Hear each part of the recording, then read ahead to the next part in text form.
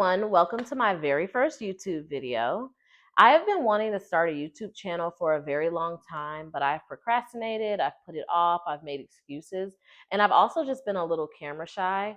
But today's the day, and here is my first video.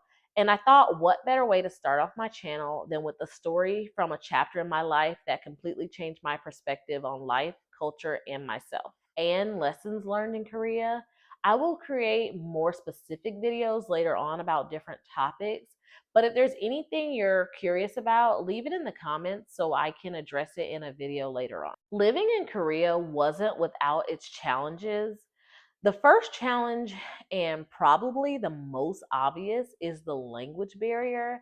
It's no secret that English is not the primary language in Korea. Although there are some people, probably more people than expected, who speak English, it still takes a lot longer to explain things because you have to rely on using Google Translate or another translation app, and it can just take a really long time to kind of navigate that back and forth, and then culturally as well. So depending on the situation, like if you're at a train station or if you're trying to get somewhere quickly, it can make doing different things, especially handling any type of business, a little bit difficult and take a little bit longer. Another challenge was the cultural differences. So it goes without saying that there are cultural differences in every country that has a different culture than Western culture. But one of the differences, there were a few differences, but one of them that stood out to me is literally when someone wants to say no, they literally throw up an X like this in front of their face, a huge X. So sometimes they would even, like, sometimes they would do a smaller X like this, but this means no. So if you're like, can I get a refund? X, no. So that took some getting used to, because if you go somewhere and you're like, hey, do you have this? No. It seems a little rude, but that's not how they mean it. That's just how they say no. Also, when you accept something from someone, you have to accept, or it is customary and it is polite to accept it with two hands. So you wouldn't just take a receipt from a cashier, you would use two hands to accept it. So if you're accepting change from a cashier, you would use two hands. Or if you're picking up your coffee, you would use two hands. So if you just were to use one hand and grab it how we typically do in Western culture, it would be considered rude. And of course, we don't want to come across that way. But there are so many different cultural differences. But for right now, I'll just point out one more. And that is just the proximity that people get to you. Like on the train or in the store, the concept of personal space is just different, totally different. So people get a lot closer to you than what I was accustomed to. And the other thing are the stares. Like, people will literally be on the subway or on the train and they will just stare. Like, even if you make eye contact, they will continue to stare. Like, my experience in the United States is like that is rude, but in Korea, it's more so like people like, I acknowledge you, I see you. It's not rude, but it does feel uncomfortable. So the last challenge is more so related to homesickness, and it's specific because I was there during COVID. So the first 2 weeks were rough. I was in quarantine. My daughter and I, we had to stay in the barracks to do our 14-day quarantine. So you could only come out for an hour of recreational time a day outside if it wasn't raining. And they brought your meals to your room, so 3 times a day. So you literally did not leave this room for 14 days. So the good part was that you got to really relax and adjust to the new time zone. But it was really hard not to feel super homesick being confined to a room for 14 days in a new country with no TV. I have so many different positive experiences in Korea. It's really hard for me to pick my favorites, and I will make some other videos about my many different experiences. But if I had to pick like three favorites right now, I would start with the first one being Korean barbecue. So I am a foodie. So don't judge me when I say this, but the very first time I had Korean barbecue was in Korea. And the very first time I learned about what Korean barbecue was in Korea. So I was shocked when they brought out the food and it wasn't cooked. And then we were expected to cook it because in my mind, I'm like, we're at a restaurant. Aren't you supposed to cook the food? But it was great. It was a great experience. And I am now a Korean barbecue fan. I don't eat all of the sides because I am a little bit of a picky eater. So there were some sides I would eat, but their sauces were so good. I have not been to a Korean barbecue place here in the United States that has the sauces that they had there. Delicious. And some of the places that I have gone to in the United States have been really, really good, but they haven't been able to match the sauces that they provide in Korea.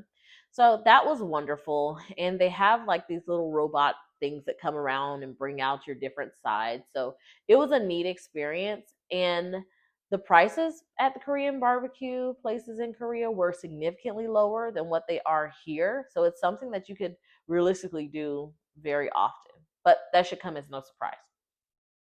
My next favorite experience would have to be Latte World. So hear me out.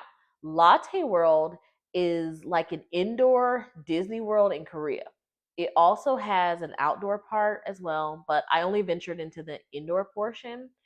It's located not in the mall, but you can access it from a mall, and you can also eat at this cafe that overlooks the Latte World. So I guess I am a little bit of a kid at heart still because I really do like theme parks. I've gone to some in various different places, but I took my daughter, so it was a great experience. I do feel like indoor theme parks are next level because I feel like it's harder to make a theme park indoors and make it comfortable. But for Korea, for it to be like Korea's little Disney World and me being from Florida, it was just one of my favorite experiences. So I will post a specific video about Latte World later on. Next are the Korean spas.